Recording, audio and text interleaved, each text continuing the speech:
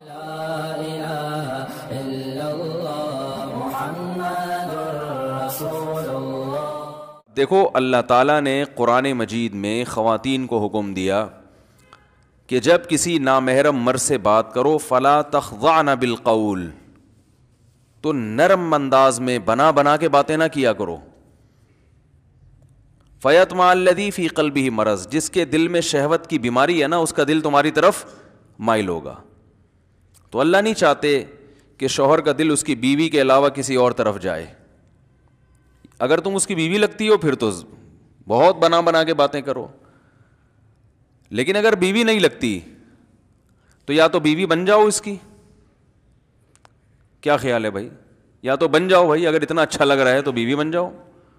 پھر جس طرح اسٹائل میں بات کرو، جتنا میٹھے لہجے میں بات کرو گی اتنا ثواب زیادہ ملے گا۔ بھائی تمہارا میاں ہے تو تم اس کی بیوی ہو، جتنی محبت زندگی گزارو۔ لیکن نہ بیوی بننا ہے، نہ تم اس کی بیوی ہو، نہ بیوی بن رہی ہو، پھر خامخواہ میں اس سے ایسے نرم لہجے میں بات کرنا، اسٹائل گھما گھما کے، قرآن نے اس عمل سے صاف طور پر منع کیا ہے۔ یہ اچھے اخلاق نہیں ہے، یہ غیرت نہ ہونے کی دلیل ہے۔ میں سمجھا پا رہا ہوں اپنی بات؟ یہ اس کی دلیل ہے کہ آپ میں غیرت نہیں ہے۔ یہ نہیں کہہ رہا اسلام کے اس سے گندے طریقے سے بات کرو۔ بعض لوگ یہ سکھاتے ہیں خواتین کو کہ جب کسی مرد سے بات کرو تو ایسی تلخ آواز میں کہ ڈر جائے وہ، تو وہ پھر یہ ایسی چیز ہے نا کہ جو جس پر عمل ممکن نہیں ہے۔ قرآن نے یہ نہیں کہا کہ اس سے بدتمیزی سے بات کرو، کوئی نامحرم کا فون آئے تو بدتمیزی سے بات کرو۔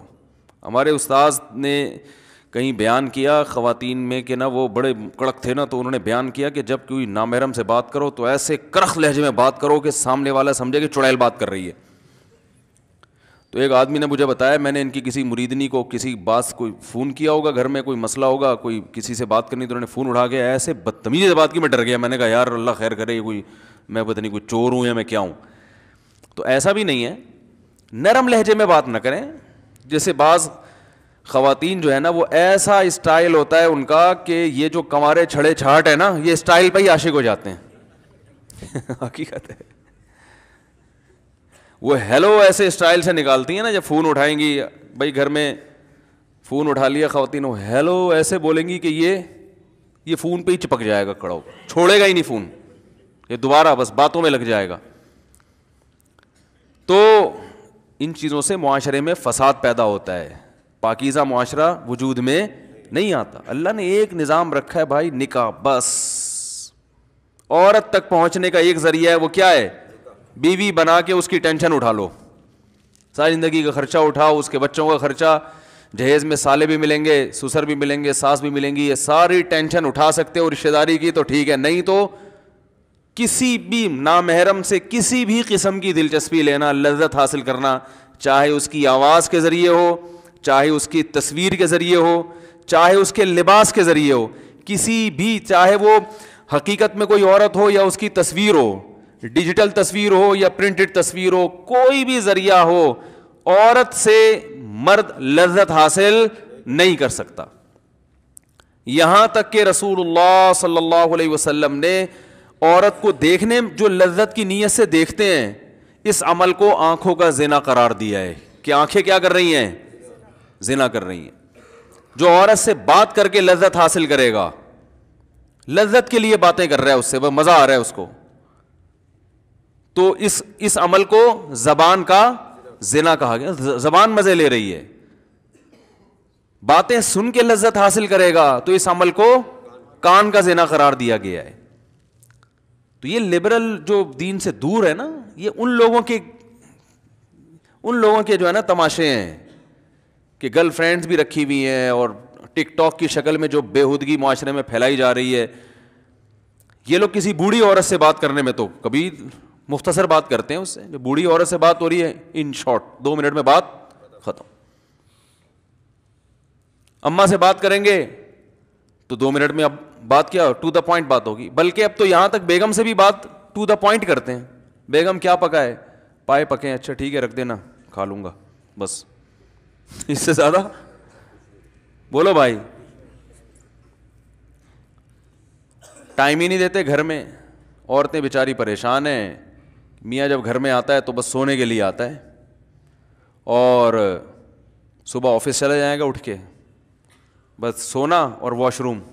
بیت الخلا جانا ہوگا تو گھر میں, کیونکہ ہمارے پبلک واش روم اچھے نہیں ہوتے, صاف ستھرے نہیں ہوتے نا, تو واش روم کے لیے گھر میں جائے گا, اور صرف کھانا کھانے کے لیے بس, اور سونے کے لیے.